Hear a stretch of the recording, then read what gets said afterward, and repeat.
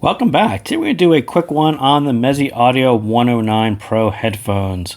So it's a little bit of a divisive set, and I kind of get it as far as it's a bit pricey, right? It's in that $700 to $800 price range.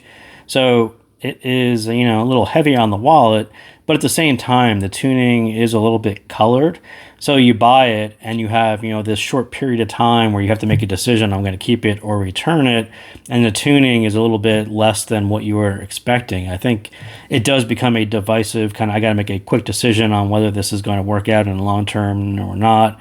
So you get some reviews or some impressions from people who bought it and returned it, some who kept it long term. And I'll say, even for me, it took me quite a while to find my happy place with this one, and mostly it was due to EQ. But yeah, I think it would have been a very hard one to spend that much money, receive it, and then try to figure out if this was going to work long term, even for me. And is it worth the price? Is it what I was expecting? I think all these things kind of run through your head, and you have this short window to figure it out. So yes, I 100% understand the people who bought it, returned it, who bought it, kept it. I think both of those people were probably right in doing what they were going to do. So this one's been out for about a year, so I'm not going to go crazy into detail on the build quality and the comfort. I think all those things are top notch. I think you've got out of the box impression. It really is a crazy build quality. It has a really, really nice fit. It's very, very comfortable for me. I've been listening to it for weeks.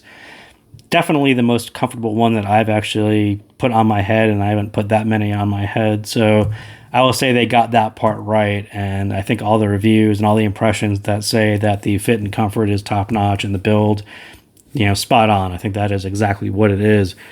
But what is noticeable on the sound out of the box, I think if you are an IM person like me, I think there is a crazy amount of bass that comes through.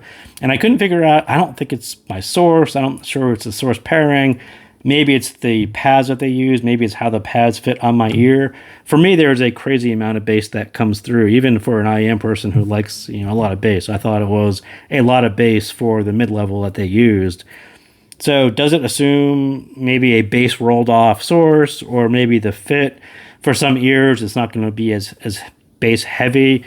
Maybe it was going to leak a little bit bass. Maybe it doesn't for me. I'm not sure what was happening, why I hear so much bass. And I'll say even on the graph, there's actually quite a bit of bass. But yeah, for me, it's actually quite a lot of bass. And then another common thing about this one is the sibilance to it. And I think if you're used to headphones, I think the sibilance is more noticeable. If you're used to IEMs, it's less noticeable. But with the tuning, I think it pops out a little bit more. So I do think there is something going on there as well.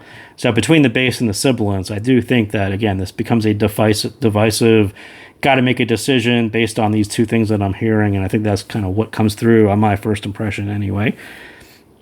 So second impression, and I said it was first impression here, but really kind of second impression, right in the middle of the vocals, there is something really good happening. Like, you can hear the driver, you can hear the naturalness to the vocals, and there's some detail there that's like right in the middle of it.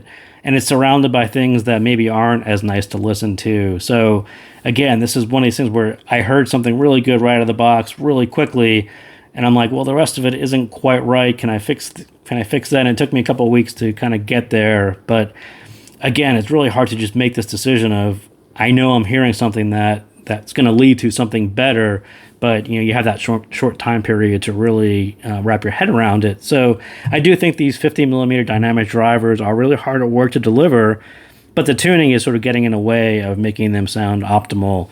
And maybe they pop the V shape to push the treble over that bass like I was talking about. There's some coloration to it, and the way they tuned it, I think that was for a reason. But right in the middle, right in the mids, when there's not a whole lot of bass going on, the track actually can sound, very natural and detailed. But when you listen to the surrounding frequencies with a little bit more bass into the track, there's a little bit of blurriness and kind of a smeariness to the bass that isn't all that attractive. And again, it kind of leads you to this impression of, I'm not sure whether I should keep this or not. And it's just quite colored in that way. And so, yeah, I'll keep on repeating and say, yeah, you have a short period of time to decide on this tuning, and the tuning isn't quite what I expected either. And we'll kind of start with this graph. And this graph, I wouldn't actually say it was perfect, but Michael Bruce happened to review this set and happened to post this graph maybe last week. And I'm like, Oh, okay. I probably should have looked at that a long time ago because it gave me some clues as to how to bring the EQ into a more pleasing. And I had started EQing before he posted it, so I sort of knew what was going on. But then when I saw the graph, it was actually made a little bit more sense. So you can kind of see this is actually a pretty big bass curve, and then they dip sort of the mids here, and then this looks like a lot of treble out there. And I'll say that maybe the bass half of it is probably resembles what I hear. The treble, if you're an IEM person, I don't think it really resembles that. And if you try to dip out some of these peaks, it's not going to be enough treble, or mids. It's not going to sound right either. So I will say the graph was a pretty good clue as to what was going on, but this is sort of the way my EQ all panned out. And a lot of it is just tilting down the bass curve so the bass actually falls below the mids. The mids come a little bit more forward. They are clear. There's no real bleed into the mids or domination of the bass into the mids. Everything is sort of clear, and you get more resolution out of the bass because this is tilted down about where I think the driver sounds best.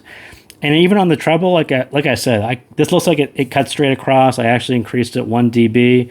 So I wouldn't say that it necessarily sounds very treble heavy. And I know I talked about sibilance.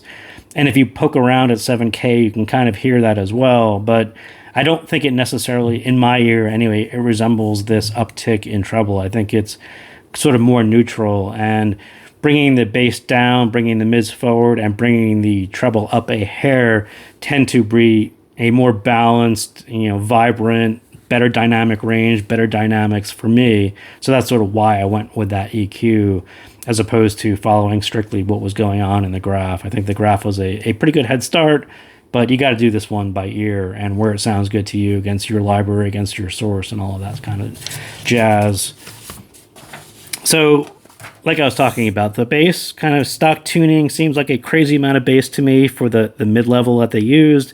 It's very overwhelming for me. It's kind of fun to listen to. It's impactful, but it doesn't really sound like the price tag. At $700 or $800, I want to hear really nice, tight, very high quality bass. I don't think the level that they use or how the fit was working for me, it's kind of something, there's a mismatch there.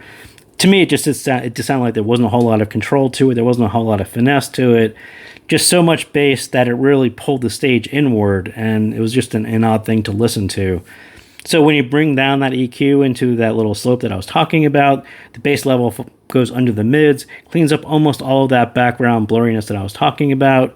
And I will be the first to admit that it's not as much fun as it is out of the box, but it sounds more like $700, and the control and letting the 50 millimeter extend into the sub range in a more natural way just sounds better to me with my ears. And like I said, the downside of doing that kind of EQ, you lose a lot of that impact. Some people are probably into it. It's actually a pretty nice, impactful set, but I'll trade off the impact for cleaning up the mids. So out of the box, I think the recipe for success here with the bass, the way they had it set up, the way the treble was set up, not quite as optimal as I was hoping for. I think there is some idea that boosting that treble level, when you look at the graph, it looks like it's a pretty big V, and I don't think it's that much of a V, but I do think there was an idea there that you do need to increase the treble level to get it over the bass level. And that created a very unnatural separation between this higher resolution treble on the right side and this kind of domination, slightly blurry, not quite as resolving bass. And right in the middle, you had this gap of it doesn't quite sound right on this side, it doesn't quite sound right on this side. So again, the recipe for success, not quite there. But with EQ, you can really pop the mids right in place. You fill in the hole that you see on the graph. Just a slight rise to add to the dynamic range like I was talking about. I think this driver can really do its thing. It just needed a cleaner canvas. It didn't need all that bass in the background. So when you push the bass under and bring in a blacker background so the mids pop and it really opens up the sound into a bigger stage, everything kind of sounds as it should at the price point. It becomes very, very pleasing to listen to. And again, like I said, the point at which I found EQ and found my happy place, very, very happy with this set. I think it's really, really nice set, but out of the box tuning, it just didn't quite work for me. And I think the cleaner version will take more volume, and the mids are just much, much better for me. So yeah, I actually like the set a lot, and I've been using the Go bar, the IFI Go bar, the new one. And again, this is like this new Go bar, super, super really nice pairing with a really nice set of headphones, and the two worked really well. And this whole review was delayed because I got the Go Bar. And I'm like, man, it really pairs well with this set. And then you get the EQ all dialed in. Very nice, very, very nice set. So all those people who like your 109 Pros, I'm kind of with you. I understand why people like it. I understand why people returned it, because out of the box, it's a little bit hard to wrap your head around where it's going to go for you. But yeah, a little diversion there, but that's exactly why this one took a little bit longer than it should have. So the treble, as an IAMer, as a person who listens to a lot of IAMs, I think the treble is very familiar to listen to. If you're a headphone person, I think it's probably a little less familiar to it, but I am fine with that 1 dB of boost that I put on EQ, and it sounds more like an extended IM to me. There is some sibilance there. You could definitely catch it on the S's. If you're an IM person, it'll definitely be less noticeable. If you are a headphone person, it's definitely more noticeable, but I think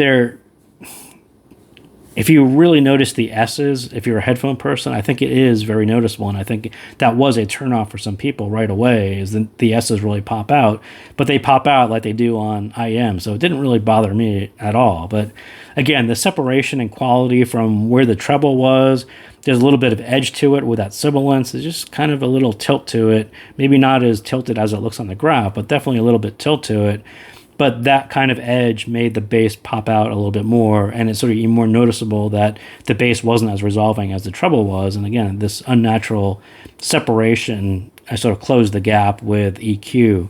So stage, when you get it to EQ a little bit so it sounds bigger and more open, that's when you're right in the zone. You definitely hear it all around you when you're right in the zone and you have a nice EQ. Everything is balanced. It's quite a nice stage. Again, when you get this to your happy place, very, very nice. Everything is sound as it should for the price point, including the stage. And I'll say, just to kind of sum up, listen to some IMs that you have and you A/B with the 109 Pro, and it gives you a pretty good hint on where the 109 Pro needs to go as far as tuning and how it should be tuned for your music or your library or your source. But it's sort of slightly adjacent to maybe where it should be.